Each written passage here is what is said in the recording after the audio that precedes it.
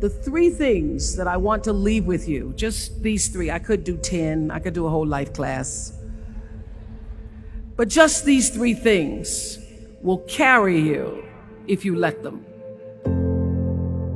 First and foremost, knowing who you are. Knowing who you are.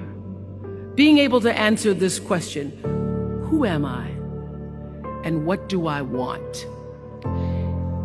Who am I really? My answer is I am God's child. I am that which is born of all that is.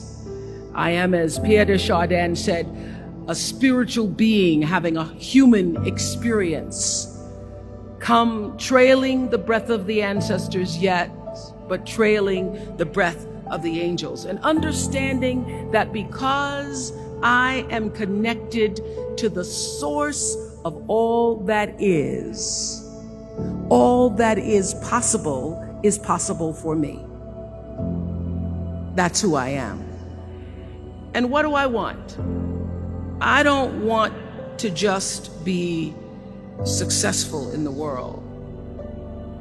I don't want to just make a mark or have a legacy.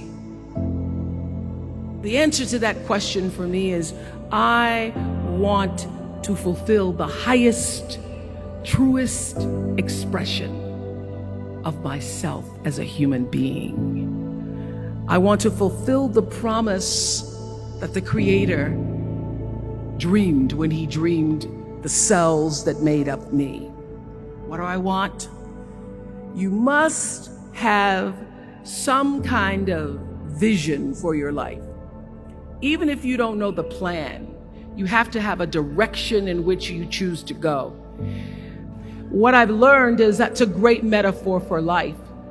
You want to be in the driver's seat of your own life, because if you're not, life will drive you. So, knowing who you really are in this space and time that we embody. That's number 1. What do you want? Who are you? Number 2, you must find a way to serve. Martin Luther King said that not everybody can be famous, but everybody can be great, because greatness is determined by service. Now, we live in a world where everybody wants to be famous, and where we admire people for just being famous. We think being known brings us value. The truth is, all of that will fade in time. In 3 years, you won't be able to name the housewives a banana. The real truth is that service and significance, service and the significance that you bring to your service is that which is lasting. So to be able to, whatever your occupation or job or talent or gift is, our honorees today getting doctorate degrees, to apparently opposite fields, HIV and AIDS and the spoken word. But what they have in common is service, using the spoken word in service to community and the world. Using your knowledge and information about HIV and AIDS and medicine in service to the world. And if you look at all the most successful people in the world, whether they know it or not, they have that paradigm of service. Everybody's talking about Mark Zuckerberg and the IPO. Service. Jay-Z rapping. Service. Through the word, to people, through song. For many years, I was really just happy to be on TV, and people would stop and say, "Oh, you on TV?" "Yeah, I'm on TV. I like being on TV. It's a nice job." And it was about the time that I received my honorary doctorate from Spelman around 1993. So I don't know if that had something to do with it. I thought of myself as Dr. Winfrey. That I went back and I took a long look at what it was I was doing on TV, and made a decision that I was no longer going to just be on TV, but I was going to use TV as a platform, as a force for good, and not be used by TV.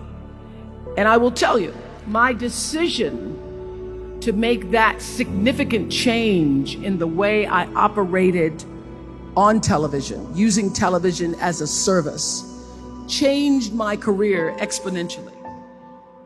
Service through medicine, service through art, using whatever it is you produce, your product, as a way of giving back to the world. When you shift the paradigm of whatever it is you choose to do to service, and you bring significance to that, success will, I promise you, follow you. Service and significance equals success.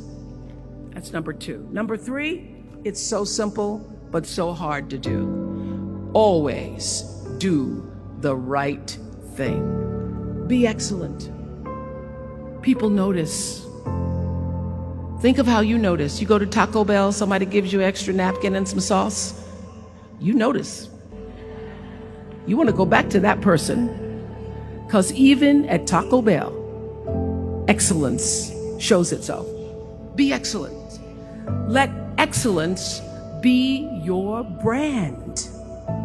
Everybody talks about building a brand. I never even knew what that was. When people say, you're a brand, I would say, no, I'm just Oprah.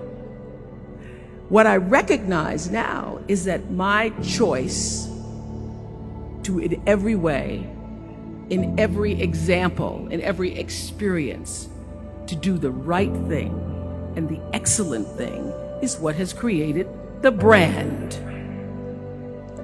And what I know is that when you are excellent, you become unforgettable. People remember you. You stand out. Regardless of what it is, you become an unforgettable woman. And that is what we all want. We want to be unforgettable and not forgettable.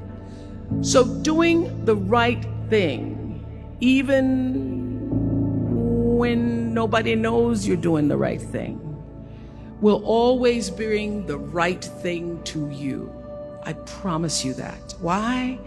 Because the third law of motion is always at work. For every action, there's an equal and opposite reaction. That is so true in all of our lives.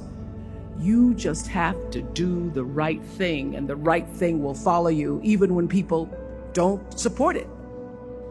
I remember many times on my show. There are many shows y'all never saw. And the reason you didn't see them is because I got the last vote. And I remember 2010, my team, hardest working team in television, had done this interview with a woman who turns out she was a Sunday school teacher by day and a sex addict at night. And they were like, you won't believe it. We got her going out. We got her with the men, and we get to show her, and she was willing to show us everything. I sat down with a woman for an interview that was taped. And during the process of the interview, I said, why are you doing this? And she said, oh, I want to help people. I want to tell my story and I want to help people. I said, do you have children? She says, yes, I have a 10-year-old son. I knew right then, this is never going to see the light of day. So we got off the air and I said to the lady, we are not going to air that show. And she said, why? My producer said, why? She knew she was being filmed. She knew what she was saying. She knows what I said, because her son will never get over it. Her son will never get over it. And it's not worth a rating point to me. Not worth a rating point to me to know that there's a 10-year-old boy who's destroyed because his mother went on the Oprah Winfrey show and told all her business.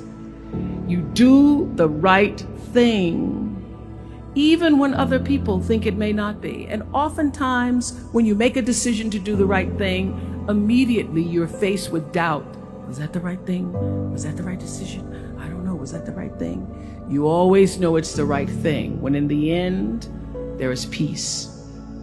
You are rewarded by peace in knowing that you did the right thing.